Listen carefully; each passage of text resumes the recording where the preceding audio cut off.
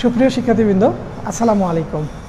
আজকের এই লাইভ ক্লাসে তোমাদের সকলকে স্বাগত জানাচ্ছি। আমি মোহাম্মদ জাকিরুল ইসলাম, প্রভাষক রসায়ন, সৈয়দপুর সরকারি বিজ্ঞান কলেজ, নীলফামারী হতে। শিক্ষার্থী বন্ধুরা, তোমরা সবাই কেমন আছো? আশা করি সবাই অনেক ভালো আছো। তো আসলে আজকে আমাদের হচ্ছে এই অধ্যায়ের ল্যাবরেটরি নিরাপদ ব্যবহার অধ্যায়ের আজকে আমাদের তৃতীয় ক্লাস, থার্ড লেকচার, এটা নিয়ে আলোচনা হবে। তো একটু তোমরা কারা আমাদের সঙ্গে কোথা থেকে যুক্ত হয়েছ, বা আমাদেরকে দেখা যাচ্ছে কিনা, বা আমাদের এই সাউন্ড সিস্টেমটা ঠিক আছে কিনা, শিক্ষার্থী বন্ধুরা তোমরা একটু কমেন্টে জানিয়ে দাও। আচ্ছা, তো আজকে হলো আমাদের এই প্রথম অধ্যায়ের তৃতীয় অধ্যায়, অর্থাৎ থার্ড লেকচার। তো আজকের আলোচ্য বিষয় হলো যে টাইট্রেশন প্রক্রিয়া, আয়তনিক বিশ্লেষণ। ওকে, টাইট্রেশন প্রক্রিয়া, আয়তনিক বিশ্লেষণ। তো আসলে এই টপিক্সটা আমাদের এই প্রথম অধ্যায়ে যেটি আছে, এটি আসলে আমাদের রসায়ন দ্বিতীয় পত্রের তৃতীয় অধ্যায়েও এই ধরনের কিছু টপিক্স আছে, অর্থাৎ একই বিষয়গুলো এই দুটো অধ্যায়ে অন্তর্ভুক্ত আছে। তো আসলে টাইট্রেশন প্রক্রিয়া, আমরা টাইট্রেশন জানি। টাইট্রেশনটা কী জিনিস আমি একটু যদি প্রথমে তোমাদেরকে টাইট্রেশন সম্পর্কে বলি, যে টাইট্রেশন হলো একটি উপযুক্ত নির্দেশকের উপস্থিতিতে একটি জানা ঘনমাত্রার দ্রবণের সাথে অজানা ঘনমাত্রার দ্রবণের বিক্রিয়া ঘটিয়ে এই অজানা ঘনমাত্রার দ্রবণের ঘনমাত্রা নির্ণয়ের পদ্ধতিটি হলো টাইট্রেশন। ওকে, তাহলে টাইট্রেশন হলো যে একটি উপযুক্ত নির্দেশকের উপস্থিতিতে একটি জানা ঘনমাত্রার দ্রবণের সাথে অজানা ঘনমাত্রার দ্রবণের বিক্রিয়া ঘটিয়ে এই অজানা ঘনমাত্রার দ্রবণের ঘনমাত্রা নির্ণয় করার পদ্ধতি হলো টাইট্রেশন। ওকে, তো এই টাইট্রেশন বিষয় বোঝার জন্য, জানার জন্য, তো আমাদের এর জন্য আরও অনেকগুলো বিষয় এর সঙ্গে সম্পৃক্ত থাকে, অর্থাৎ এই টাইট্রেশনটা কতগুলো বিষয়ের উপর ভিত্তি করে হয়ে থাকে।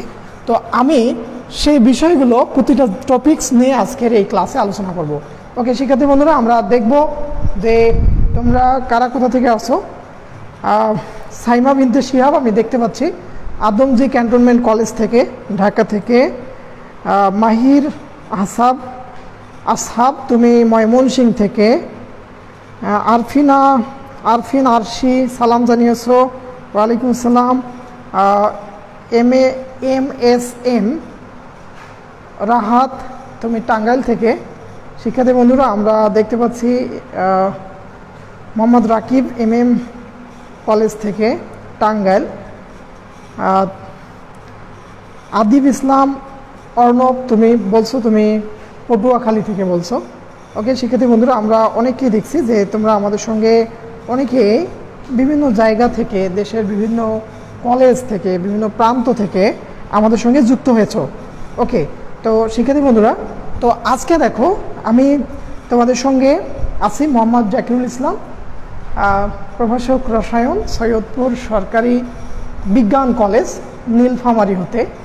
অর্থাৎ এটি একটা জানো যে উত্তরবঙ্গের একটি জেলা নীলফামারী।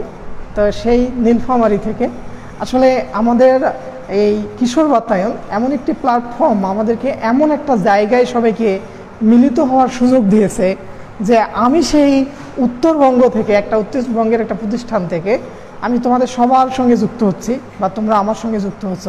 তো এটা আসলে কিশোর বাতায়নকে ধন্যবাদ যে এইরকমের একটা প্ল্যাটফর্মে সবাইকে যুক্ত হওয়ার সুযোগ করে দিয়েছে। তো শিক্ষার্থী বন্ধুরা, আমরা এখন হচ্ছে যে ক্লাসটি শুরু করব। তো তোমরা তোমাদের বন্ধুদের কাছে এই আমাদের লেকচারটি পৌঁছে দেওয়ার জন্য তোমাদের এই ক্লাসটিকে শেয়ার করে দাও, যাতে তোমাদের বন্ধুরা সবাই ক্লাসটি অবশ্যই মিস না করে। ওকে শিক্ষার্থী বন্ধুরা, তো টাইট্রেশন আমি প্রথমে বললাম যে টাইট্রেশন কি আর টাইট্রেশন প্রক্রিয়াটা কি। তো আয়তনিক বিশ্লেষণ আমরা গতদিন দেখছিলাম যে মাত্রিক বিশ্লেষণটা দুই ধরনের হয়ে থাকে, একটি হলো আয়তনিক বিশ্লেষণ আর একটা হলো ভরমিতিক বিশ্লেষণ। তো যাই হোক, আমাদের এই অধ্যায়টিতে আয়তনিক বিশ্লেষণগুলো নিয়ে আলোচনা করা হয়েছে। ওকে শিক্ষার্থী বন্ধুরা, তো এখানে কিছু কিছু বিষয় আছে যে বিষয়গুলো এই টাইট্রেশন প্রক্রিয়ার সঙ্গে সম্পৃক্ত। আমি সেই বিষয়গুলো নিয়ে এখন তোমাদের সঙ্গে আলোচনা করব।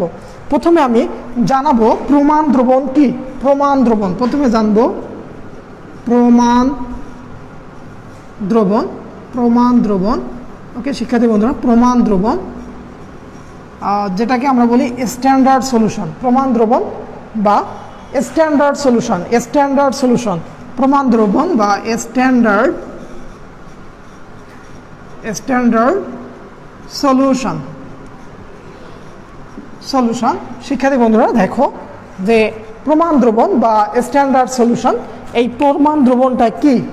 আসলে তুমি লক্ষ্য করো যে আমি ল্যাবরেটরিতে টেবিলের উপর যদি আমি একটা বোতল রাখি, ধরো আমি এখানে একটা বোতল রাখলাম, বা আমি এখানে একটা আয়তনিক ফ্লাক্স, বা আমি এখানে একটা পাত্র রাখলাম। এই পাত্রের মধ্যে বা বোতলের মধ্যে একটা সালফিউরিক অ্যাসিড রাখা আছে, বাট আমি জানি না ওই সালফিউরিক অ্যাসিডটার ঘনমাত্রা কত। সালফিউরিক অ্যাসিডটার ঘনমাত্রা কত সেরকম কোনো কিছু লেখা নেই। যদি না থাকে তাহলে আমরা আমাদের ল্যাবরেটরিতে বিশ্লেষণ প্রক্রিয়ায় এই অ্যাসিডটা ব্যবহার করতে পারবো না, কারণ ঘনমাত্রা জানা নাই। তাহলে সেক্ষেত্রে আমরা এটা দিয়ে কোনো বিক্রিয়া করাতে পারি না বা পারবো না। তো এখন বিষয় হলো প্রমাণ দ্রবণ হলো যে সেই সকল দ্রবণ যে দ্রবণের ঘনমাত্রা নির্দিষ্টভাবে জানা থাকে, সেই দ্রবণকে প্রমাণ দ্রবণ বলে। ওকে, তাহলে কি বললাম, যে সকল দ্রবণের ঘনমাত্রা নির্দিষ্টভাবে জানা থাকে সেই সকল দ্রবণকে প্রমাণ দ্রবণ বলে। ওকে, তাহলে যে দ্রবণের ঘনমাত্রা নির্দিষ্টভাবে জানা থাকে সেটি হলো একটি প্রমাণ দ্রবণ। ওকে, তো আমি যদি বলি যে আমার এই টেবিলের মধ্যে যে পাত্রের দ্রবণটা আছে এটি 0.1 মোলার সালফিউরিক অ্যাসিড H2SO4, তাহলে আমি বলবো এই 0.1 মোলার সালফিউরিক অ্যাসিড এটি একটি প্রমাণ দ্রবণ। ওকে, হতে পারে 0.1 molar sulphuric acid, 0.4 molar hydrochloric acid. তো যে কোনো দ্রবণ যদি তাদের ঘনমাত্রাটা নির্দিষ্টভাবে বলা থাকে তাহলে সেই দ্রবণটি হবে প্রমাণ দ্রবণ। সেই দ্রবণটি হবে প্রমাণ দ্রবণ। আর এই প্রমাণ দ্রবণ তার ঘনমাত্রাটা ফিক্সড, নির্দিষ্টভাবে জানা থাকে। ওকে, এখন বন্ধুরা আমরা এখন এই প্রমাণ দ্রবণ জানলাম। এখন এখানে এর সঙ্গে সম্পৃক্ত কিছু বিষয় আমি এখন তোমাদের জানাবো। একটি হলো প্রাইমারি স্ট্যান্ডার্ড পদার্থ, সেকেন্ডারি স্ট্যান্ডার্ড পদার্থ। এবারে আসি আমরা প্রাইমারি স্ট্যান্ডার্ড পদার্থ এবং সেকেন্ডারি স্ট্যান্ডার্ড পদার্থ। দেখো প্রাইমারি স্ট্যান্ডার্ড পদার্থ, প্রাইমারি স্ট্যান্ডার্ড পদার্থ, প্রাইমারি স্ট্যান্ডার্ড পদার্থ। তো এখন দেখো আমরা প্রথমে জানলাম প্রমাণ দ্রবণ, যে দ্রবণের ঘনমাত্রা নির্দিষ্টভাবে জানা থাকে সেই দ্রবণকে আমরা বলি প্রমাণ দ্রবণ। এখন আমরা জানবো এই প্রাইমারি স্ট্যান্ডার্ড পদার্থ বা প্রাইমারি স্ট্যান্ডার্ড সাবস্টেন্স কি। প্রাইমারি স্ট্যান্ডার্ড সাবস্টেন্স কি জিনিস?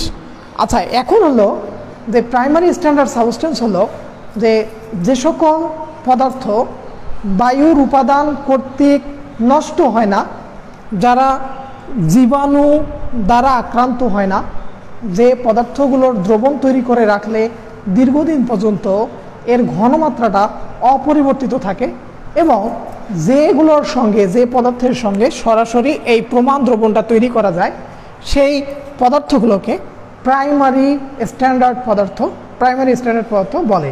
তাহলে কি বললাম, প্রাইমারি স্ট্যান্ডার্ড পদার্থ যেগুলোর পদার্থ বায়ুর উপাদান, যেমন কার্বন ডাইঅক্সাইড হতে পারে, অক্সিজেন হতে পারে, জলীয় বাষ্প হতে পারে, হ্যাঁ পানি হতে পারে, এইগুলো দ্বারা নষ্ট হয় না, যারা বিভিন্ন প্রকার জীবাণু কর্তৃক যে পদার্থগুলো আক্রান্ত হবে না, আর যাদের ঘনমাত্রা দীর্ঘদিন যাবৎ অপরিবর্তিত থাকে, এবং যাদের সাহায্যে সরাসরি এই প্রমাণ দ্রবণ তৈরি করা যায়, সেই পদার্থগুলোকে আমরা বলবো প্রাইমারি স্ট্যান্ডার্ড পদার্থ।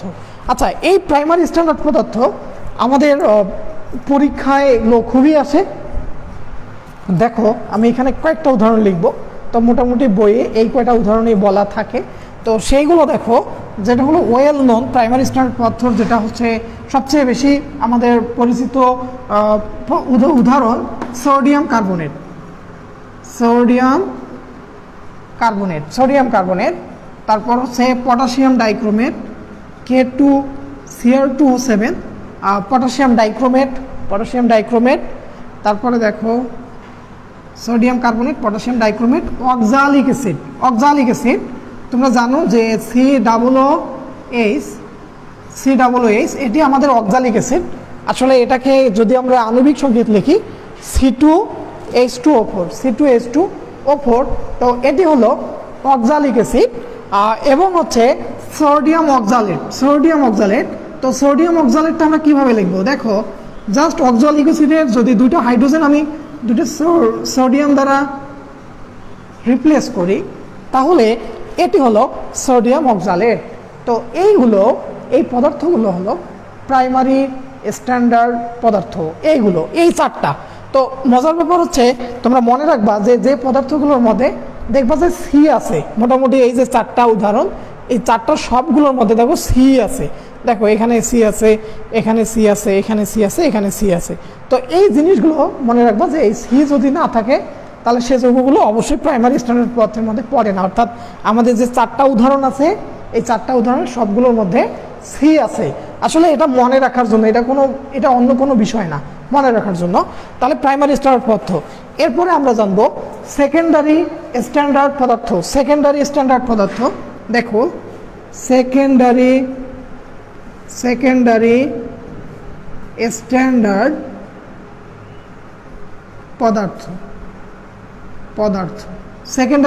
পদার্থ, সেকেন্ডারি স্ট্যান্ডার্ড সলিউশন। তো যে পদার্থগুলো এই প্রাইমারি স্ট্যান্ডার্ড পদার্থের বৈশিষ্ট্য মানে না, তারা সবাই হলো সেকেন্ডারি স্ট্যান্ডার্ড পদার্থ। যে পদার্থগুলো প্রাইমারি স্ট্যান্ডার্ড পদার্থের বৈশিষ্ট্য মানে না, তারা হলো সেকেন্ডারি স্ট্যান্ডার্ড পদার্থ।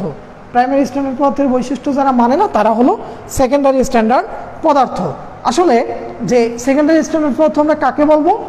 যে সকল পদার্থ বায়ুর উপাদান যেমন জলীয় বাষ্প, কার্বন ডাই অক্সাইড, অক্সিজেন দ্বারা আক্রান্ত হয়, যাদের জীবাণু দ্বারা যারা নষ্ট হয়, যাদের ঘনমাত্রা দীর্ঘদিন অপরিবর্তিত থাকে না, অর্থাৎ আমরা একটা দ্রবণ তৈরি করে রাখলাম, তার ঘনমাত্রাটা পরিবর্তিত হয়ে যায়, অথবা যাদের সাহায্যে এই প্রমাণ দ্রবণ প্রস্তুত করা যায় না, সেই পদার্থগুলো সেকেন্ডারি স্ট্যান্ডার্ড পদার্থ। তাই হচ্ছে সেকেন্ডারি স্ট্যান্ডার্ড পদার্থ। তাহলে বিষয়টা হচ্ছে যে প্রাইমারি স্ট্যান্ডার্ড পদার্থ হলো যাদেরকে আমরা সরাসরি, দেখো যে প্রাইমারি স্ট্যান্ডার্ড পদার্থ হলো যাদের সাহায্যে আমরা প্রমাণ দ্রবণ তৈরি করতে পারবো, তারা প্রাইমারি স্ট্যান্ডার্ড পদার্থ। যাদের দ্বারা প্রমাণ দ্রবণ তৈরি করা যায় না, তারা হলো সেকেন্ডারি স্ট্যান্ডার্ড পদার্থ। আসলে ওই চারটা উদাহরণ বাদে বাকি সবাই হলো সেকেন্ডারি স্ট্যান্ডার্ড পদার্থ। আচ্ছা, তাহলে খুবই সহজ। তাই আমি যদি এখানে লিখি, দেখো হাইড্রোক্লোরিক অ্যাসিড HCl, তাহলে এটি একটি সেকেন্ডারি স্ট্যান্ডার্ড পদার্থ। হাইড্রোক্লোরিক অ্যাসিড এটি একটি সেকেন্ডারি স্ট্যান্ডার্ড পদার্থ। দেখো KMnO4, পটাশিয়াম পারম্যাঙ্গানেট বললাম, এই পটাশিয়াম পারম্যাঙ্গানেট এটি একটি সেকেন্ডারি স্ট্যান্ডার্ড পদার্থ। পটাশিয়াম পারম্যাঙ্গানেট এটিও আমাদের সেকেন্ডারি স্ট্যান্ডার্ড পদার্থ। তারপরে ধরো হাইড্রোক্লোরিক অ্যাসিড বা সালফিউরিক অ্যাসিড, H2SO4, তুমি যাই বলো না কেন, সবগুলোই হলো সেকেন্ডারি স্ট্যান্ডার্ড পদার্থ। ওকে শিক্ষার্থী বন্ধুরা, দেখি তোমাদের কারো কমেন্ট বা তোমাদের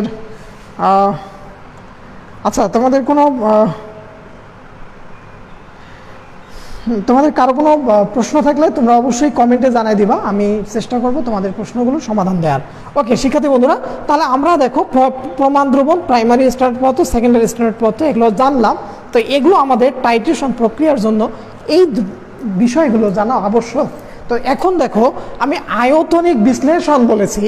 আয়তনিক বিশ্লেষণের জন্য আমাদের সবচেয়ে বেশি যেটা বিষয় থাকে, একটা আয়তন, একটা নির্দিষ্ট পরিমাণ যে দ্রবণ, নির্দিষ্ট আয়তনের যে দ্রবণ, সেই দ্রবণের ক্ষেত্রে আমাদের তার ঘনমাত্রা জানার প্রয়োজন হয়।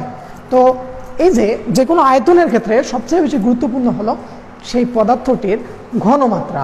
আচ্ছা, এখন হলো এই ঘনমাত্রাটাকে আমরা বলি যে ঘনমাত্রা, তো এই ঘনমাত্রাটাকে আমরা যে এককের দ্বারা প্রকাশ করি সেই এককগুলো হলো মোলারিটি অথবা নরমালিটি, মোলালিটি এবং শতকরা ঘনমাত্রা। তো এই যে আয়তনের যে আয়তন, কোনো পদার্থে আয়তনে যে অবস্থায় থাকবে, তো তাদের হচ্ছে যে এককগুলো, তো সেই এককগুলো নিয়ে আমি একটু আলোচনা করব। অর্থাৎ আয়তনমিতিক বিশ্লেষণে যে এককগুলো ব্যবহার করা হয় সেই এককগুলো নিয়ে এবারে আলোচনা করব। প্রথমে আমি তোমাদের সঙ্গে আলোচনা করব মোলারিটি কি, তারপরে মোলালিটি, নরমালিটি, এইগুলো আমি ক্রমান্বয়ে তোমাদের সঙ্গে আলোচনা করব। ওকে শিক্ষার্থী বন্ধুরা, তো এখানে দেখো যে আয়তনিক বিশ্লেষণে প্রথমে দেখো মোলারিটি। আচ্ছা, আমি আগে মোলারিটি বা এই মোলালিটি এই এককগুলো দেখাবো, তারপর এইগুলো থেকে প্রতিটা থেকে একটা একটা করে আমি তোমাদেরকে অঙ্কের সমাধান দেওয়ার চেষ্টা করব ইনশাল্লাহ।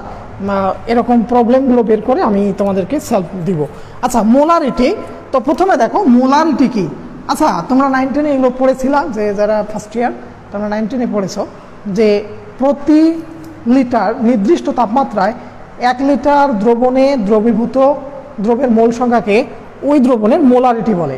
অর্থাৎ নির্দিষ্ট তাপমাত্রায় প্রতি লিটার দ্রবণে দ্রবীভূত দ্রবের মোল সংখ্যাকে ওই দ্রবণের মোলারিটি বলে। ওকে, তাহলে কি হলো যে নির্দিষ্ট তাপমাত্রায় প্রতি লিটার দ্রবণে যত মোল দ্রবীভূত থাকবে সেটি তার মোলারিটি। ধরো যে নির্দিষ্ট তাপমাত্রায় 1 লিটার দ্রবণের মধ্যে 2 মোল সোডিয়াম ক্লোরাইড দ্রবীভূত থাকলো, তাহলে আমরা বলবো যে ওই দ্রবণের সোডিয়াম ক্লোরাইডের মোলারিটি 2। আচ্ছা, 2 মানে কি? দেখো আমরা জানি যে 1 মোল সোডিয়াম ক্লোরাইড 58.5। তো যদি আমাদের 2 লিটার দ্রবণের মধ্যে সরি 1 লিটার দ্রবণের মধ্যে এর সঙ্গে যদি দ্বিগুণ যদি আমাদের সোডিয়াম ক্লোরাইড 1 লিটার দ্রবণের মধ্যে দ্রবীভূত থাকে, তাহলে সেই দ্রবণটিকে আমরা বলবো যে ওই দ্রবণের মোলারিটি 2। ওকে, এটি হলো মোলারিটি, এই দ্রবণের মোলারিটি হবে 2। আচ্ছা, ওকে, তাহলে এখন দেখো এই মোলারিটি প্রকাশ করার জন্য আমাদের একটি সূত্র আছে। তো সেই সূত্রটি ছিল যে আমরা জানি মোলারিটি এস সমান এখানে ডাব্লিউ গুণন 1000 ভাগ mv, এই সূত্র দিয়ে আমরা মোলারিটিগুলোকে নির্ণয় করতে পারি। ওকে শিক্ষার্থী বন্ধুরা, তো এই হচ্ছে মোলারিটি। তাই এখন দেখো যে প্রতি লিটারে যত মোল দ্রব্য থাকবে সেটি তার মোলারিটি। যদি 0.1 মোল দ্রব্য দ্রবীভূত থাকে তাহলে তার মোলারিটি 0.1। এখন হলো যে এই যে মোলারিটির মধ্যে কি পরিমাণ দ্রব্য দ্রবীভূত থাকে তার উপর ভিত্তি করে এই মোলারিটির জিনিসগুলো, এগুলো আবার কয়েকটা প্রকারের হয়ে থাকে। মোলারিটি কয়েক প্রকারের হয়ে থাকে। ওকে, তো এখন দেখো যে আমরা যদি বলবো একটা জিনিস এখানে মোলারিটি প্রকারগুলোর মধ্যে, ধরো মোলার দ্রবণ। ওকে শিক্ষার্থী বন্ধুরা, যে মোলার দ্রবণ যে নির্দিষ্ট তাপমাত্রায় প্রতি লিটারে যদি 1 মোল দ্রব্য দ্রবীভূত থাকে তাহলে সেই দ্রবণকে মোলার দ্রবণ বলে। ওকে, যদি নির্দিষ্ট তাপমাত্রায় কোনো দ্রবণের মধ্যে 1 লিটারে 1 মোল দ্রব্য দ্রবীভূত থাকে তাহলে সেই দ্রবণটা হবে মোলার দ্রবণ, আর এর ঘনমাত্রা হবে 1 মোলার। ওকে, এরপর দেখো সেমি মোলার দ্রবণ। যদি কোনো দ্রবণের নির্দিষ্ট তাপমাত্রায় প্রতি লিটার দ্রবণে যদি 0.5 মোল দ্রব্য দ্রবীভূত থাকে, 0.5 মোল দ্রব্য দ্রবীভূত থাকে, তাহলে সেই দ্রবণটাকে সেমি মোলার দ্রবণ বলে। ওকে, সেমি মোলার দ্রবণ যার ঘনমাত্রা হবে 0.5 মোলার, বা আমরা এটাকে বলতে পারি m/2। 0.5 মোলার বা m/2 এটি হলো সেমি মোলার দ্রবণের ঘনমাত্রা। ওকে, সেমি মোলার দ্রবণের ঘনমাত্রা হবে m/2 বা 0.5 মোলার। ওকে শিক্ষার্থী বন্ধুরা, এর ঠিক একইভাবে দেখো ডেসিমোলার দ্রবণ। তো ডেসিমোলার দ্রবণটা কি? যে দ্রবণের মধ্যে প্রতি লিটারে 1 মোল দ্রব্য দ্রবীভূত 0.1 মোল দ্রব্য দ্রবীভূত থাকবে সেটি হবে তার ডেসিমোলার দ্রবণ। তো যদি আমাদের ডেসিমোলার হয় তাহলে তার ঘনমাত্রা 0.1 মোলার, বা আমরা এটিকে বলবো m/10। দেখো ডেসিমোলার দ্রবণের ঘনমাত্রা হলো m/10, অর্থাৎ 1কে যদি আমরা 10 দ্বারা ভাগ করি তাহলে 0.1, তাহলে এটি হলো ডেসিমোলার দ্রবণ, ডেসিমোলার দ্রবণের ঘনমাত্রা। ওকে শিক্ষার্থী বন্ধুরা, এখন দেখো ঠিক একইভাবে সেন্টিমোলার দ্রবণ, সেন্টিমোলার দ্রবণ। তো সেন্টিমোলার দ্রবণটা হবে যে দ্রবণের মধ্যে প্রতি লিটারে 0.01 মোল দ্রবীভূত থাকবে, তো সেটি হলো সেন্টিমোলার দ্রবণ। তাহলে এর ঘনমাত্রা 0.01 মোলার, বা এইটাকে আমরা বলতে পারি m/100। যদি m/100 অর্থাৎ মোলারিটির এই দ্রবণটা দেখো যে এই যে সেন্টিমোলার দ্রবণ, এই মোলার দ্রবণের 100 ভাগের 1 ভাগ, 100 ভাগের 1 ভাগ, অর্থাৎ আমাদের মোলার দ্রবণ তার 100 ভাগের 1 ভাগ হবে এটা, অর্থাৎ এই দ্রবণ অপেক্ষা 100 ভাগ হলো এটা হচ্ছে যে ডাইলিউট হবে, অর্থাৎ পাতলা হবে। ওকে, আরেকটা হচ্ছে মিলিমোলার দ্রবণ। মিলিমোলার দ্রবণ তোমরা জানো যে প্রতি লিটার দ্রবণে যদি 0.001 মোল দ্রব্য থাকে তাহলে সেটি হলো মিলিমোলার দ্রবণ। ওকে শিক্ষার্থী বন্ধুরা, তো এইরকম আমরা দেখলাম যে মোলার দ্রবণ এবং এইগুলো হলো মোলারিটি। তো এই যে মোলারিটি আমাদের আয়তনিক বিশ্লেষণে এই মোলারিটিটা অনেক অনেক বেশি প্রয়োজন হবে, বা এটা আমাদের প্রতি সময় কাজে লাগে। আচ্ছা, এখন হলো যে আমাদের এই মোলারিটিটা দেখা যাচ্ছে এটি হলো আয়তনের সাথে সম্পর্কিত, মোলারিটি আমাদের আয়তনের সাথে সম্পর্কিত। তো মোলারিটি যেহেতু আয়তনের সাথে সম্পর্কিত, আয়তন আবার তাপমাত্রার সাথে সম্পর্কিত, তাপমাত্রা বাড়ালে আয়তন বাড়তে থাকে। তো এই জন্য মোলারিটির একটি সমস্যা হলো যে তাপমাত্রা পরিবর্তন হলে মোলারিটি পরিবর্তিত হয়ে যায়। ওকে, যদি মোলারিটি পরিবর্তন হয় তাহলে আমাদের ক্যালকুলেশনে প্রবলেম দেখা দেয়, ত্রুটি দেখা দেয়। তো এই জন্য মোলারিটির পরিবর্তে আয়তনিক বিশ্লেষণে আরও একটি ঘনমাত্রার একক ব্যবহার করা হয়, যেটিকে বলা হয় মোলালিটি। এবারে আমি তোমাদেরকে একটু দেখাবো মোলালিটি কি। মোলালিটি কি শিক্ষার্থী বন্ধুরা, মোলালিটি কি দেখো যে এবারে আমরা শিখব মোলালিটি। ওকে, তো মোলালিটি দেখো যে মোলালিটি, তো এই যে মোলারিটির যে সমস্যা, যে লিটার আমরা জানি আয়তন তাপমাত্রার সাথে সম্পর্কিত, তো সেই ক্ষেত্রে আয়তন পরিবর্তনের সঙ্গে সঙ্গে আমাদের মোলারিটিটা পরিবর্তন হয়ে যায়। তো এই সমস্যা দূর করার জন্য আমরা যদি বলি, যদি তাপমাত্রা যদি কোনো দ্রবণের ঘনমাত্রার উপর নির্ভর না করে তাহলে তাপমাত্রা পরিবর্তন হলে এই ঘনমাত্রার কোনো পরিবর্তন হবে না। ওকে, সেই ধারণা থেকে এই মোলালিটির ধারণাটি নেওয়া হয়। তো মোলালিটি হলো যে এখানে কোনো তাপমাত্রা নির্দিষ্ট নয়, এখানে বলা হলো যে প্রতি 1000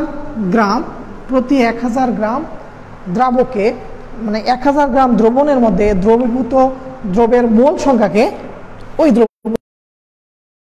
অর্থাৎ আমরা দ্রব্য এবং দ্রাবক যোগ করে তাদের ভর যদি 1000 গ্রাম হয় তাহলে ওই 1000 গ্রামের মধ্যে যত মোল দ্রব্য থাকে সেটি তার হলো মোলালিটি। অর্থাৎ প্রতি 1000 গ্রাম দ্রবণের মধ্যে দ্রবীভূত দ্রবের মোল সংখ্যাকে তার মোলালিটি বলা হয়। তো মোলালিটিটা আমাদের আয়তনিক বিশ্লেষণে এই এককটিও ব্যবহার করা হয়। এখন বিষয় হলো যে এই যে মোলালিটি আমরা ব্যবহার করলাম, তো এখন কথা হলো যে মোলালিটি থেকে আমরা একটা বিষয় পাবো। এটা একটা বিষয় হলো আমরা যেমন ডেসিমোলার দ্রবণ, সেমিমোলার দ্রবণ এরকম পেয়েছিলাম, তো এই মোলালিটি থেকে আমরা একটা দ্রবণ সম্পর্কে জানবো, সেটা হলো মোলাল দ্রবণ। মোলাল দ্রবণ কি? মোলাল দ্রবণ কি দেখো, মোলাল দ্রবণ কি? তো মোলাল দ্রবণ হলো যে দ্রবণের এই যে প্রতি লিটার মানে 1000 গ্রাম দ্রবণে যদি 1 মোল দ্রবীভূত থাকে তাহলে সেই দ্রবণকে মোলাল দ্রবণ বলে। ওকে, মোলাল দ্রবণ হলো যে প্রতি 1000 গ্রাম দ্রবণের মধ্যে 1 মোল দ্রবীভূত থাকলে তাকে মোলাল দ্রবণ বলে। এটি হলো মোলাল দ্রবণ। ওকে শিক্ষার্থী বন্ধুরা, তো এখন দেখো আমরা এখানে দুইটি জিনিস অলরেডি শিখলাম, একটা হলো মোলার দ্রবণ, একটা হলো মোলাল দ্রবণ, অর্থাৎ মোলারিটি এবং মোলালিটি এইগুলো সম্পর্কে আমরা জানলাম। তো আর একটা হচ্ছে যে এই যে আয়তনিক বিশ্লেষণে যে এই দুটি একক ছাড়া ঘনমাত্রার আরও একটি একক আছে, যে এককটিকে নরমালিটি একক বলা হয়। নরমালিটি একক, আমি তোমাদেরকে একটু নরমালিটি সম্পর্কে একটু ডিটেলস দেখাবো। আমাদের বইগুলোতে এই নরমালিটিটাকে ওইভাবে ডেফিনেটলি বলা নাই, বা শুধু জাস্ট সংজ্ঞাগুলো দেওয়া আছে। আমি তোমাদেরকে এই নরমালিটিটা পুরাটা আমি বোঝানোর চেষ্টা করব। দেখো, নরমালিটি, নরমালিটি। ওকে শিক্ষার্থী বন্ধুরা, এবারে আমরা দেখব যে নরমালিটি কি জিনিস। নরমালিটি কি জিনিস? নরমালিটিটা হলো যে এখানে নির্দিষ্ট তাপমাত্রায় প্রতি লিটার দ্রবণে দ্রবীভূত দ্রবের গ্রাম তুল্য ভরকে ওই দ্রবণের নরমালিটি বলে। ওকে, এখানে দেখো একটা কথা আসবে যে গ্রাম তুল্য ভর, গ্রাম তুল্য ভর।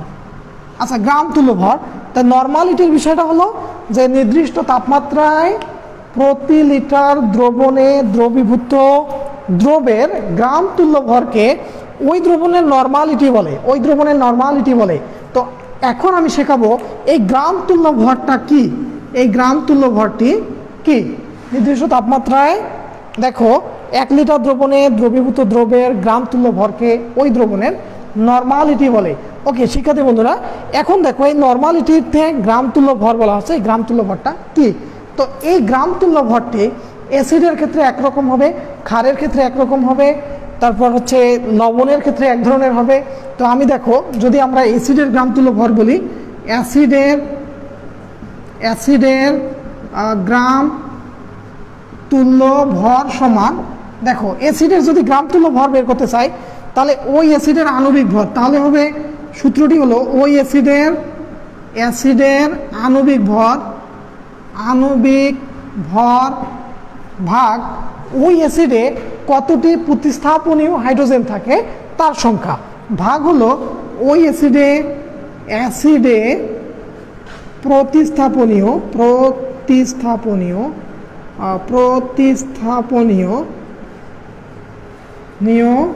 হাইড্রোজেন সংখ্যা।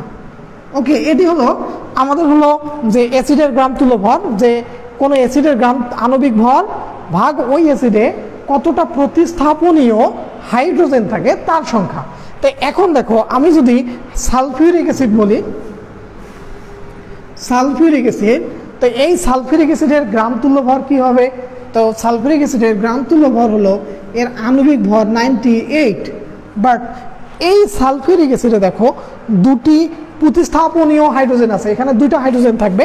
তো আমরা এখানে 2 দ্বারা ভাগ করব, তাহলে 49 গ্রাম। তাহলে দেখো যে সালফিউরিক অ্যাসিডের এই যে 49 গ্রাম, এটি হলো তার নর্মাল ইকুইভ্যালেন্ট ওয়েট বা গ্রাম তুল্য ভর। এখন কথা হলো, যদি আমাদের 1 লিটার দ্রবণের মধ্যে 49 গ্রাম সালফিউরিক অ্যাসিড দ্রবীভূত থাকে, দেখো 1 লিটারের মধ্যে যদি 49 গ্রাম সালফিউরিক অ্যাসিড থাকে, তাহলে আমরা এই দ্রবণকে সালফিউরিক অ্যাসিডের 1 নর্মাল দ্রবণ বলবো। ওকে, নর্মালিটি বলছি যে যদি আমাদের 1 লিটারের মধ্যে গ্রাম তুল্য ভর পরিমাণ কোনো দ্রবণ দ্রবীভূত থাকে, তাহলে সেই দ্রবণটিকে নরমালিটি, সেই দ্রবণটিকে আমরা তাকে বলবো তার নরমালিটি। তো এখন দেখো যে এই যে অ্যাসিডের গ্রাম তুল্য ভর, আমরা সালফিউরিক অ্যাসিডের গ্রাম তুল্য ভর পাচ্ছি 49। এখন হলো যে এই 49 গ্রাম যদি 1 লিটারের মধ্যে থাকে, তাহলে এই দ্রবণটা সালফিউরিক অ্যাসিডের 1 নর্মাল দ্রবণ। ওকে, আর একটা লক্ষ্য করো, যদি আমাদের 98 গ্রাম সালফিউরিক অ্যাসিড 1 লিটারের মধ্যে থাকতো, তখন এটাকে আমরা 1 মোলার দ্রবণ বলতাম, 1 মোলার দ্রবণ। দেখো 1 লিটারের মধ্যে তার গ্রাম আণবিক ভর অর্থাৎ 1 মোল দ্রব্য আছে, এটি 1 মোলার দ্রবণ, বাট এখানে তার অর্ধেক আছে, এটি 1 নর্মাল দ্রবণ। বাট আমরা এই দ্রবণটাকে আবার দেখো যে আমরা সালফিউরিক অ্যাসিডের এই দ্রবণের ঘনমাত্রা যদি নরমালিটিতে প্রকাশ করি, তাহলে আমরা এটাকে বলতে পারবো যে এই অ্যাসিডের নরমালিটি 2। ওকে শিক্ষার্থী বন্ধুরা, তো আশা করি এই নরমালিটির বিষয়টি তোমরা বুঝতে পেরেছো। তাহলে আমি প্রথমে দেখালাম যে অ্যাসিডের গ্রাম তুল্য ভর আমরা কিভাবে নির্ণয় করি।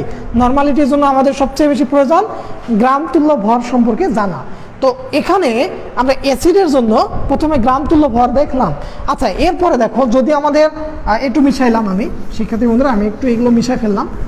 যদি দেখো যে আমরা যদি বলি যে অ্যাসিডের জন্য এবং ক্ষারের জন্য জন্য এই গ্রাম তুল্য ভরগুলো ভিন্ন ভিন্ন হবে। তো এই তুল্য ভর যদি 1 লিটারে দ্রবীভূত থাকে তাহলে সেটি হলো আমরা বলছি যে নরমাল দ্রবণ বা ওইটি হলো নরমালিটি। ওকে, তো এবার দেখো যদি আমরা এবার দেখি যে ক্ষারের গ্রাম তুল্য ভর আমরা কিভাবে নির্ণয় করব। ক্ষারের গ্রাম তুল্য ভর, তো ক্ষারের গ্রাম তুল্য ভর হলো যে ওই ভর, ওই ক্ষারের আণবিক ভর এবং ওই ক্ষারে প্রতিস্থাপনীয় হাইড্রোক্সিল আয়নের সংখ্যা। তো এইটা এবং ভাগ হলো ওই প্রতিস্থাপনীয় হাইড্রোক্সিল আয়নের সংখ্যা, অর্থাৎ ওই ক্ষারের মধ্যে কতটা হাইড্রোক্সিল আয়ন থাকবে সেই সংখ্যা দিয়ে আমরা ভাগ করব।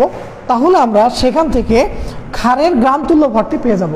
এখন যদি আমরা বলি এর গ্রাম তুল্য ভর কত, তাহলে সোডিয়াম হাইড্রোক্সাইড দেখো, সোডিয়াম হাইড্রোক্সাইড, তো এটার ক্ষেত্রে দেখো যে 40/1 অর্থাৎ 40 গ্রাম, এটি হলো গ্রাম তুল্য ভর। বাট আমি যদি বলি যে ক্যালসিয়াম হাইড্রোক্সাইড তাহলে এর গ্রাম তুল্য ভরটি কী হবে?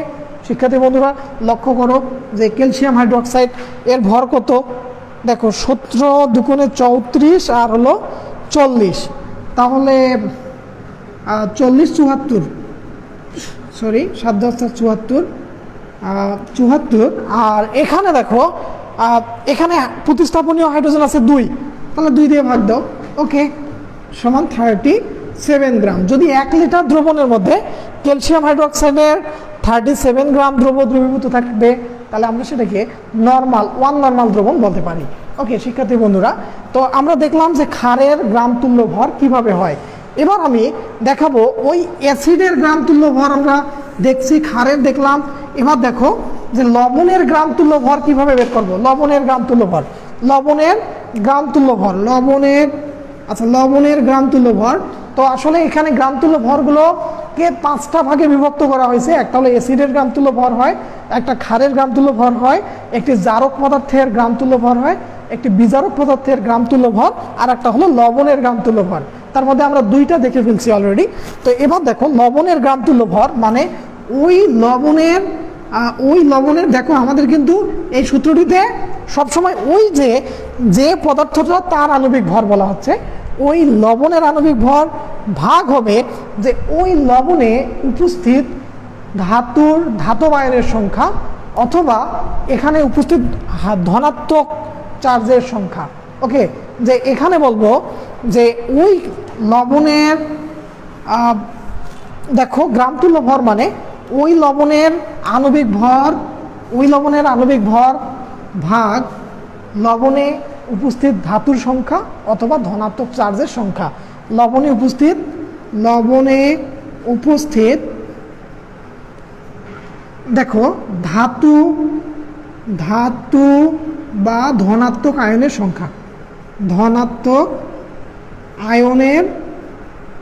সংখ্যা, এটি হলো আমাদের লবণের গ্রাম তুল্য ভর। ওকে শিক্ষার্থী বন্ধুরা, এরপরে দেখো যে এটিতে আমরা লবণের গ্রাম তুল্য ভর এটা বলবো। তো আমরা যদি বলি সোডিয়াম কার্বনেট, এটি একটি লবণ, এর গ্রাম তুল্য ভর কি হবে? তো এর গ্রাম তুল্য ভর হবে দেখো 106 হলো আণবিক ভর ভাগ এখানে কতটি সোডিয়াম আছে? 2টি সোডিয়াম আছে, অর্থাৎ এখানে ধাতু আছে 2টি, তাহলে আমরা 2 দিয়ে ভাগ করব। দেখো তাহলে এখানে হচ্ছে 53, অর্থাৎ এই সোডিয়াম কার্বনেটের গ্রাম তুল্য ভর হলো 53। ওকে শিক্ষার্থী বন্ধুরা, এবারে লক্ষ্য করো আমি তোমাদেরকে এখন যেটা দেখাবো সেটি হচ্ছে যে জারক পদার্থ এবং বিজারক পদার্থের ক্ষেত্রেও আমরা গ্রাম তুল্য ভর লিখতে পারি।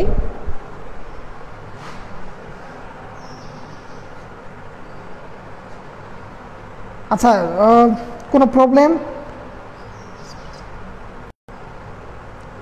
ঝাপসা হয়ে গেছে, এখনো কি আছে? আচ্ছা, স্ক্রিনে লেখা বোঝা যাচ্ছে না অনেকে বলছো। আচ্ছা, এখন এখন এখন কি অবস্থা বলো তো? আচ্ছা, আশা করি লেখা কি ঝাপসা? আচ্ছা, এখন আশা করি ঠিক আছে শিক্ষার্থী বন্ধুরা, এখন ঠিক আছে। ঠিক আছে, থ্যাংক ইউ। আসলে মানে নেটের বাফারিংয়ের কারণে অনেক সময় এই সমস্যাগুলো হয়ে যায়। শিক্ষার্থী বন্ধুরা একটু বুঝে নাও, আসলে মানে ওয়াইফাই লাইনটা মাঝে মাঝে ডিস্টার্ব করে, এই যার কারণে নেট বাফারিংয়ের কারণে মাঝে মাঝে এই রকমের সমস্যা হতে পারে। আচ্ছা, এখন দেখো তো আমি লবণের ক্ষেত্রে গ্রামতুল্য ভর বের করে দেখালাম। এবার দেখো যে অ্যাসিডের ক্ষেত্রে আমরা যদি বলি জারক পদার্থের ক্ষেত্রে জারক পদার্থের, আচ্ছা, জারক পদার্থের গ্রামতুল্য ভর আমরা কিভাবে নির্ণয় করব? তো জারক পদার্থের গ্রামতুল্য ভর হলো যে ওই জারক পদার্থের আণবিক ভর ভাগ হলো জারক পদার্থ কর্তৃক গৃহীত ইলেকট্রন সংখ্যা। আমরা জানি যে জারক পদার্থ হলো যারা একটা রাসায়নিক বিক্রিয়ায় ইলেকট্রন গ্রহণ করে তাদেরকে জারক পদার্থ বলে। আসলে এইখানে হয়তো লেখাগুলো আমি ছোট করে লিখেছি, এজন্য তোমাদের দেখতে সমস্যা নাকি, একটু জুম করে দাও। আচ্ছা, তো এই কারণে প্রবলেম নাকি এখন অনেকে বলছো যে স্যার এখন ঠিক আছে। শিক্ষার্থী বন্ধুরা, আসলে দুঃখিত যে ঝাপসা হয়ে গিয়েছিল, আসলে অনিচ্ছাকৃতভাবে এই আবারও মনে হয় একটু ঝাপসা হয়ে আসছে, এই লাইন হয়ে গেছে, আটকে গেছে। ইয়েটা দাও তো, এই যে, আচ্ছা থামো। আচ্ছা, আবারও ঝাপসা হয়ে গেছে। হ্যাঁ হ্যাঁ, ডাটা দাও, ডাটাতে আচ্ছা একটু প্রবলেম আবারও মনে হচ্ছে।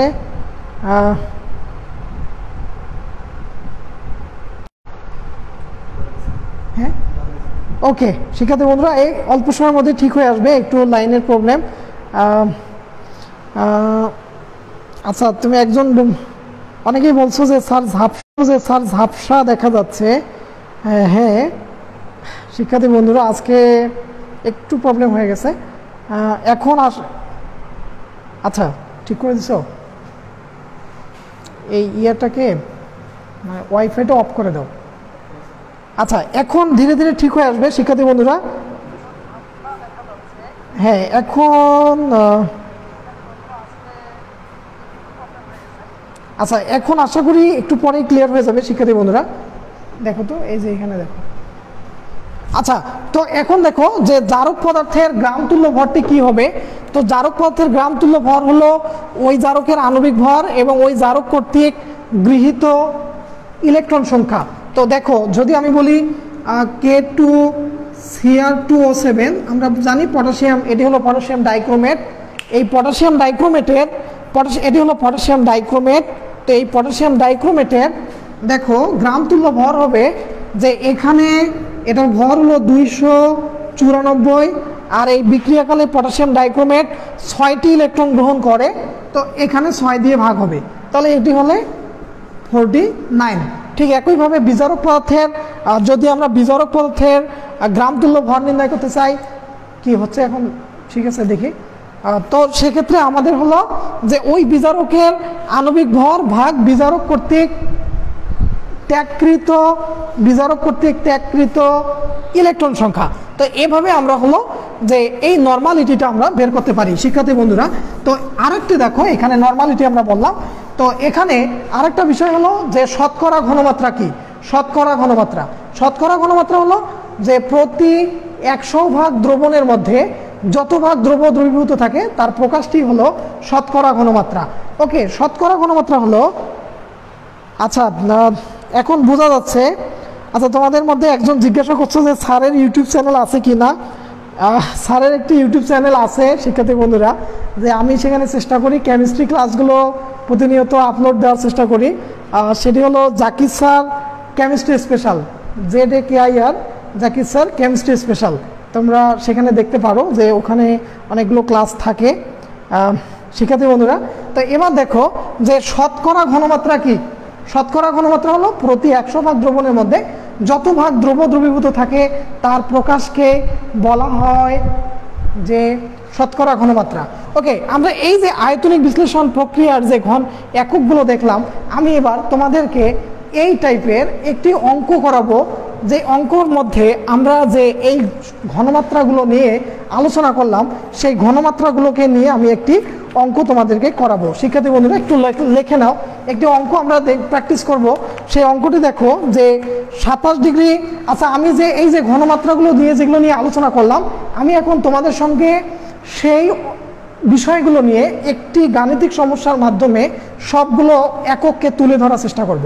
ওকে শিক্ষার্থী বন্ধুরা, প্রথমে দেখো যে 27 ডিগ্রি সেন্টিগ্রেড তাপমাত্রায় 27 ডিগ্রি সেন্টিগ্রেড তাপমাত্রায় 250 সেন্টিমিটার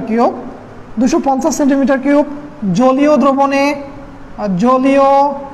দ্রবণে দেখো যে 26.5 গ্রাম সোডিয়াম কার্বনেট, লেখা দেখা যাচ্ছে? ওকে, 26.5 গ্রাম সোডিয়াম কার্বনেট দ্রবীভূত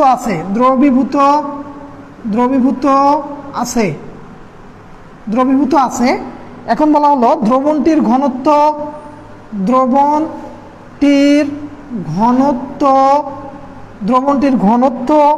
1.1 গ্রাম পার সেন্টিমিটার কিউব। এ দ্রবণের ঘনমাত্রা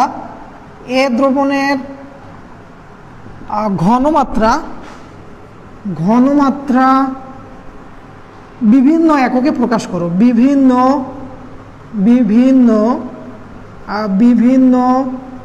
এককে প্রকাশ করো। ওকে, তো শিক্ষার্থী বন্ধুরা দেখো যে আমরা একটা অঙ্ক দেখছি, যে এখানে বলা হলো যে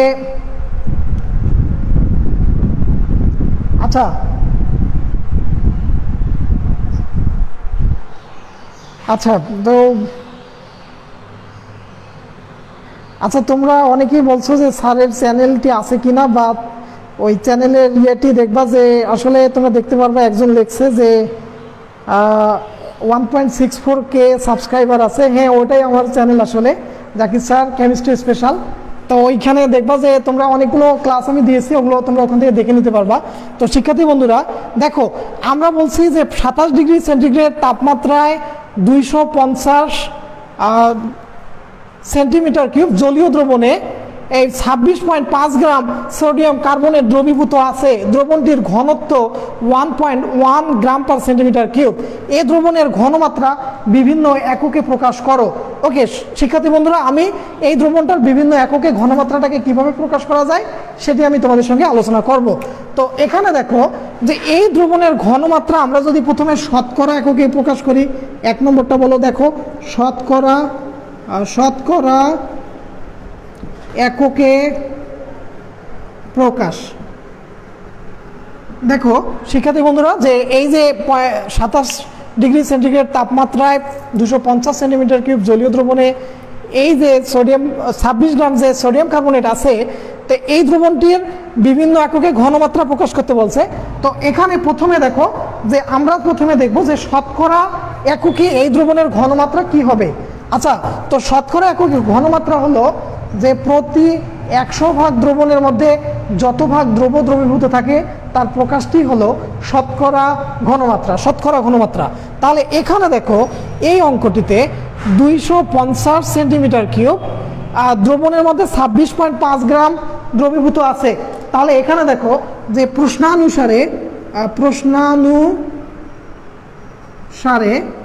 প্রশ্নমতে দেখো 250 সেন্টিমিটার কিউব দ্রবণে আছে সোডিয়াম কার্বনেট Na2CO3, এটা আছে সমান 26.5 গ্রাম।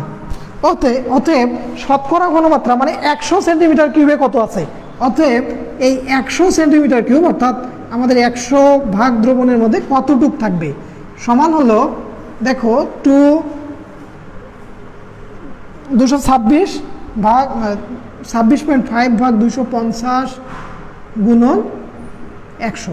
ওকে শিক্ষার্থী বন্ধুরা, এটা সমান হবে যে 10.6।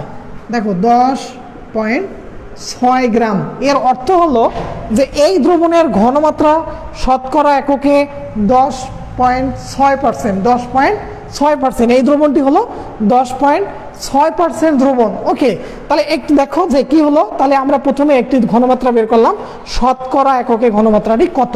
ওকে, তাহলে এটি হলো শতকরা এককে ঘনমাত্রা। এরপরে দেখো দ্বিতীয়টি হলো যে আমি দ্বিতীয়টি বলবো যে মোলারিটি এককে এই ঘনমাত্রাটা কি হবে। মোলারিটি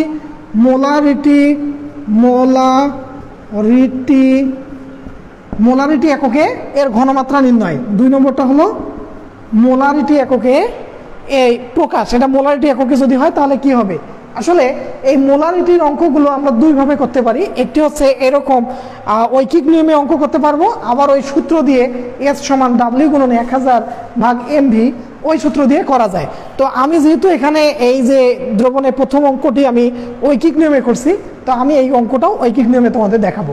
আচ্ছা দেখো, মোলারিটির বিষয়টা হলো যে এখন এই অঙ্কটাতে বলা আছে যে 250 মিলিলিটারের মধ্যে 26.5 গ্রাম দ্রবীভূত আছে। তো আমরা জানি মোলারিটির সংজ্ঞা অনুসারে যে 1000 মিলিলিটার দ্রবণের মধ্যে যত ভাগ মানে যত গ্রাম দ্রব দ্রবীভূত থাকবে বা যত মোল দ্রব দ্রবীভূত থাকবে সেটি তার মোলারিটি। তাই মোলারিটির জন্য আমরা যেটা করব যে এই 250 সেন্টিমিটার কিউব দ্রবণে আছে 26.5 গ্রাম। অতএব আমাদের যদি 1000 গ্রাম অর্থাৎ আমাদের যে 1 লিটারের মধ্যে কতটুকু থাকবে, 1 লিটার বা 1000 সেন্টিমিটার কিউব দ্রবণে থাকবে দেখো গুণন 1000, তাহলে এখানে থাকবে 106 গ্রাম। তাহলে এখানে আমরা থাকবে দেখব যে 106 গ্রাম। তো 106 গ্রাম যদি আমাদের 1 লিটারে থাকে তাহলে এটার মোলারিটি কি হবে। তো এর মোলারিটি হবে এই 106কে এর আণবিক ভর দ্বারা সোডিয়াম কার্বনেট যেহেতু বলা হয়েছে, সোডিয়াম কার্বনেটের আণবিক ভর দ্বারা ভাগ করো, তাহলে 1। তাহলে এই দ্রবণের ঘনমাত্রা তখন হবে মোলারিটিতে এই ঘনমাত্রা হবে 1 মোলার। অর্থাৎ এই দ্রবণটার ঘনমাত্রা হচ্ছে 1 মোলার দ্রবণ, 1 মোলার দ্রবণ। তাহলে শিক্ষার্থী বন্ধুরা দেখো, তাহলে মোলারিটি এককে আমরা খুব সহজে কিন্তু এটা প্রকাশ করতে পারলাম যে 250 সেন্টিমিটারে যেটা আছে 1000 সেন্টিমিটারে কতটুকু আছে এটা বের করে আমরা কত গ্রাম পেলাম সেটাকে যদি আমরা মোল তার আণবিক ভর দ্বারা ভাগ করি তাহলে সেটি আমাদের মোলারিটিতে প্রকাশ হবে। ওকে শিক্ষার্থী বন্ধু, এবার দেখো আমি তোমাদেরকে দেখাবো মোলালিটিতে এই অঙ্কটিকে আমরা নরমালিটি এবং মোলালিটিতে কিভাবে প্রকাশ করব। মোলালিটি থেকে এবার দেখো যে নরমালিটি এককে এটি কি হবে। নরমালিটি এককে কি হবে। নরমালিটি দেখো, নরমালিটি এককে প্রকাশ, নরমালিটি এককে এই অঙ্কের মানটা কি হবে। আচ্ছা নরমালিটি এককে দেখো যে নরমালিটিটা হলো যে আমরা বলছি প্রতি লিটার দ্রবণে বা 1000 লিটার দ্রবণে দ্রবীভূত দ্রবের গ্রাম তুল্য ভরকে তার নরমালিটি বলে। গ্রাম তুল্য ভরটি হলো নরমালিটি। তো এখানে দেখো যে আমরা নরমালিটি বের করব, তো আগে আমরা দেখব যে 1000 সেন্টিমিটার কিউব দ্রবণের মধ্যে কতটুক দ্রব দ্রবীভূত আছে, কতটুক দ্রব দ্রবীভূত আছে সেটা আগে দেখব। দেখার পরে এই যে এখানে দেখো আমাদের সোডিয়াম কার্বনেট দেখা যাচ্ছে যে 250 সেন্টিমিটার কিউবে যদি এটা থাকে তাহলে 1000 সেন্টিমিটার কিউবে 106 গ্রাম থাকে। তো এখন আমরা জানি যে এই যে সোডিয়াম কার্বনেট এর নরমালিটি অর্থাৎ নরমালিটিতে এর গ্রাম তুল্য ভর হলো 53। 106কে যদি আমরা 2 দ্বারা ভাগ করি, কেন এখানে দুটি ধাতুর আয়ন আছে অর্থাৎ সোডিয়াম দুটি আছে, যার কারণে আণবিক ভরকে 2 দ্বারা ভাগ করলে আমরা ওর গ্রাম তুল্য ভর পাই। তো নরমালিটি বের করতে হলে যে আমরা যতটুকু ভর পাইলাম ওই ভরটাকে যদি গ্রাম তুল্য ভর দ্বারা ভাগ করি 106 ভাগ 53, তাহলে এর জন্য আসবে 2 নরমাল। অর্থাৎ এই দ্রবণটার ঘনমাত্রা হবে নরমালিটি এককে 2 নরমাল। এই নরমালিটি এককে এই দ্রবণের ঘনমাত্রা হলো 2 নরমাল। ওকে শিক্ষার্থী বন্ধুরা, তো এরপরে আর একটি একক দেখাবো, আজকে বেশি পড়াবো না। তো সেটি হলো 3 নম্বরটা দেখো যে মোলালিটি, আমরা যে মোলালিটি একক দেখছিলাম এবারে আমি তোমাদের দেখাবো মোলালিটি এককে কি হবে। মোলালিটি এককে প্রকাশ, এবারে আমি দেখাবো মোলালিটি এককে আমরা এর ঘনমাত্রাটিকে কিভাবে মোলালিটি এককে বের করব। ওকে শিক্ষার্থী বন্ধুরা একটু দেখে নাও, অনেক সময় ধরে আমরা ক্লাসটি করতেছি, দীর্ঘ সময়, হয়তোবা আর 3 থেকে 4 মিনিট আমরা দীর্ঘ করব শিক্ষার্থী বন্ধুরা। তো এই নর্মালিটি দেখো, মোলালিটিতে দেখো যে এইখানে আমরা অঙ্কটা কিভাবে করব। আচ্ছা এখানে দেখো যে এইখানে দ্রবণের আয়তন দেওয়া আছে, এটি হলো দ্রবণের আয়তন। আচ্ছা এখানে মোলালিটি এককে অঙ্ক করার জন্য আমাদের যেটা করতে হয়, তো এখানে দেখো ওই দ্রবণটার ঘনত্ব দেওয়া আছে, অর্থাৎ আপেক্ষিক গুরুত্ব দেওয়া আছে। এই আপেক্ষিক গুরুত্বটাকে কাজে লাগিয়ে আমরা মোলালিটিটা বের করতে পারবো। আসলে মোলালিটিটা ছিল আমাদের এরকম যে প্রতি 1000 গ্রাম দ্রবণের মধ্যে কত গ্রাম দ্রব বা কত মোল দ্রব থাকবে সেটি তার মোলালিটি। ওকে, তো মোলালিটিতে দেখো এখানে আমাদের 250 সেন্টিমিটার কিউব জলীয় দ্রবণের কথা বলা আছে। তো এখন কথা হলো যে এই যে দ্রবণটা আমাদের এটার ভর নির্ণয় করতে হবে, এটার ভর জানতে হবে, তাহলে ভর জানলে আমরা মোলালিটিতে অঙ্কটি বের করতে পারবো। আচ্ছা এখানে দেখো যে দ্রবণের আয়তন, এই দ্রবণের আয়তন দেওয়া আছে, আয়তন সমান 250 সেন্টিমিটার কিউব, দ্রবণের আয়তনটা দেওয়া আছে 250 সেন্টিমিটার কিউব। আর দ্রবের ভর সমান দেওয়া আছে 26.5 গ্রাম। তো আমরা জানি যে মোলালিটি এককে কোনো দ্রবণের ঘনমাত্রা নির্ণয় করতে হলে আমাদেরকে দ্রব এবং দ্রবণের ভর জানতে হয়।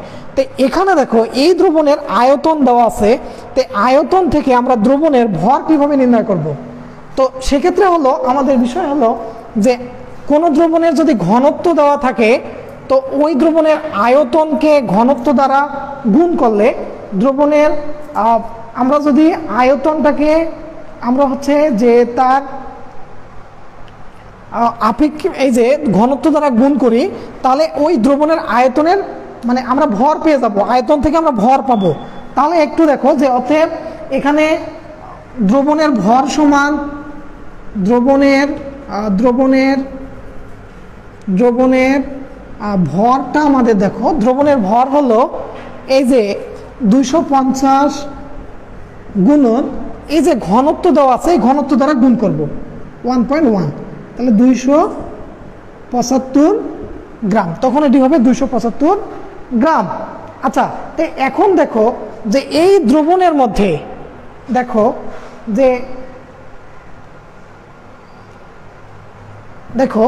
যে আমাদের হচ্ছে এটি হলো মানে দ্রবণের ভরটা হলো এটা 275 গ্রাম। তো এখন হলো যে এই দ্রবণের মধ্যে দেখো তো আমাদের 26.25 গ্রাম দ্রবীভূত আছে, তাই কিনা। তো এখন হলো এই 275 গ্রাম এই দ্রবণে সোডিয়াম কার্বনেট থাকে সমান, দেখো যে আমাদের এইটা থাকে ওই যে 26.5 গ্রাম।